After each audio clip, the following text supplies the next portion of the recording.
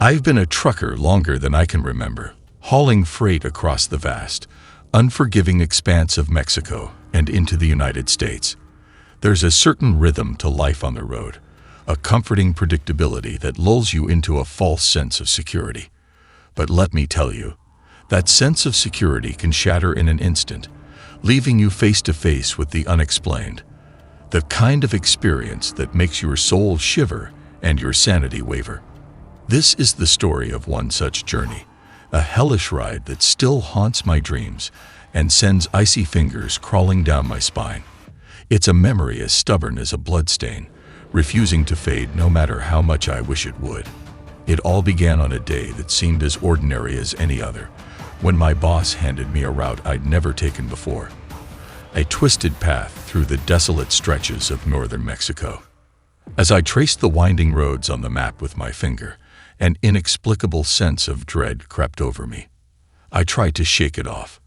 After all, I was a seasoned trucker. I'd seen it all. Or so I thought. I couldn't have been more wrong. As I set off into the gathering dusk, I had no idea that this journey would become a nightmarish ordeal, that I would come face to face with something beyond the realm of the living. I didn't know then that this was a route I should have never taken, a highway to hell itself. The engine roared to life, its familiar hum filling my ears. Yet, a chill ran down my spine, a premonition of the terror that lay ahead. Cursed be the day my boss handed me that route. It was a moonlit night, dark and windy, as I threaded my rig through a desolate stretch of road snaking through the remote corners of northern Mexico. My only companions were the hum of the engine and the occasional static-laced crackle from the radio. As I navigated the winding road, a creeping sense of unease took hold, as if unseen eyes were watching, lurking in the shadows. The moon cast long, eerie shadows that danced across the barren landscape, transforming innocent cacti and rock formations into monstrous silhouettes. It seemed as if the night itself was alive, whispering dark secrets on the wind that sent shivers down my spine. The road ahead stretched endlessly into the unknown, a ribbon of darkness swallowed by the horizon. Every mile felt like a leap into the abyss, the uncertainty of what lay ahead feeding my growing sense of dread. The silence was oppressive, broken only by the steady drone of the engine and the occasional haunting howl of the wind. Suddenly, as if summoned by my darkest fears, a thick fog descended, obscuring the road and reducing visibility to almost nothing. The world vanished, leaving only me and my truck suspended in a gray void. I slowed down, straining my eyes to make out anything in the swirling mist that was closing in around me. The headlights barely pierced the dense fog, casting an otherworldly glow on the road ahead. The hairs on the back of my neck stood up, a primal instinct screaming danger. My heart pounded against my ribs as I gripped the steering wheel tighter, knuckles white in the dim glow of the dashboard. That's when I saw it. Reflected in the side mirror, a figure emerged from the fog. A man, walking towards my truck, his pale face eerily illuminated by the dim glow of my headlights. It was a sight that didn't belong, a lone figure materializing from the mist on this godforsaken stretch of road. I hit the brakes, the truck shuddering to a halt. My heart thundered in my chest as I watched the figure draw closer. There was a palpable dread hanging in the air, an overwhelming sense of wrongness that prickled at the back of my neck. As the figure neared, I could see him more clearly. His skin was ashen, his face gaunt and hollow.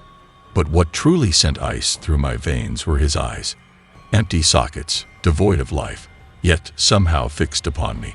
His clothes hung from his emaciated body like tattered rags, swaying in a breeze I couldn't feel.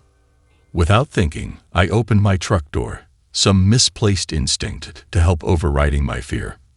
The harsh wind assaulted me, carrying with it a bone-deep chill that seemed to seep into my very marrow.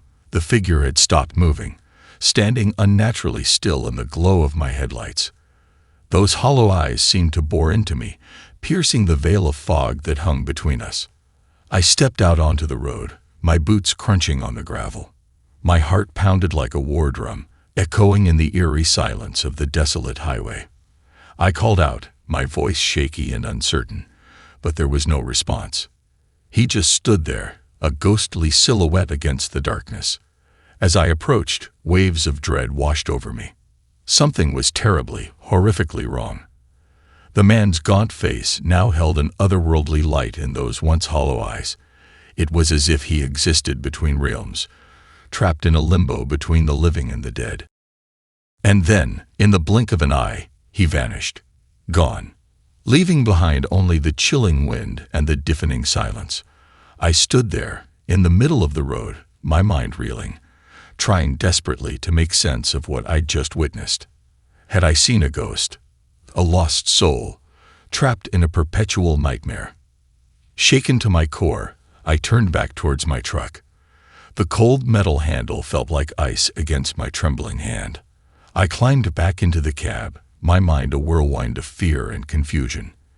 I couldn't stay here, alone in the dark, surrounded by the unknown. But before I could drive away, I heard it.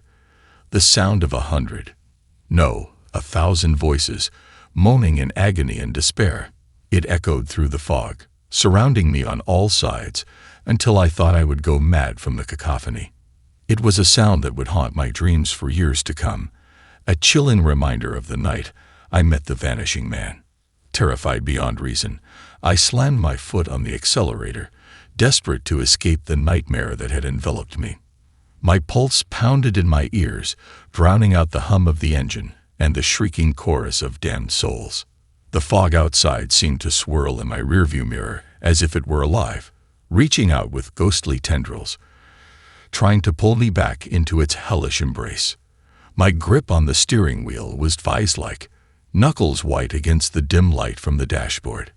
The truck roared to life, lurching forward, as if it too felt the urgent need to flee. The road beneath the tires was an eerie, monochrome landscape. As I drove, the night seemed to stretch out endlessly, the road a winding serpent disappearing into the veil of fog. Every nerve in my body was electrified, adrenaline forcing me to push harder, faster. The truck's headlights cut through the fog like a beacon, the only guide in this desolate, nightmare landscape. The voices, those haunting echoes of despair, began to fade into the distance, drowned out by the roar of the engine and the rushing wind. The rearview mirror showed nothing but dissipating fog, like a bad dream fading with the dawn. And then, as if some merciful deity had intervened, the fog began to lift. It receded slowly, crawling back to the shadowy corners from where it had emerged, revealing the familiar sights of the road. The moon, once obscured, now hung like a silver medallion in the sky, casting a pallid glow on the desolate highway. Suddenly, the world didn't seem so terrifying anymore. The road, once a path into the unknown, now appeared as it always had, a stretch of asphalt flanked by barren desert, leading me towards home. My heart rate began to slow, the adrenaline rush subsiding, replaced by a sense of relief so profound it was almost tangible. I've never spoken of that night to anyone, for fear they'd think me mad or dismiss it as the ramblings of a tired mind. But the memory of that encounter, as chilling as the mist that shrouded it, has remained with me, imprinted in the corners of my consciousness like a phantom echo. I'd spent countless nights pondering over the enigma, trying to make sense of the inexplicable. I've turned it over in my mind, dissected it, attempted to rationalize it. But the truth has a way of persisting, of wriggling free from the confines of logic, of standing stark and undeniable in the face of disbelief. I've come to understand that there are things in this world that defy explanation, entities that lurk in the shadows, unseen but not unfelt, beings that exist just beyond the veil of our understanding, waiting for the opportune moment to make their presence known. They are the whispers in the wind, the chill that prickles your skin, the figures that flicker at the edge of your vision. They are the inexplicable, the unknown, the unfathomable. The road is no longer just a road to me. It's a realm of endless possibilities, a conduit between the world as we know it and the world that lies beyond our comprehension.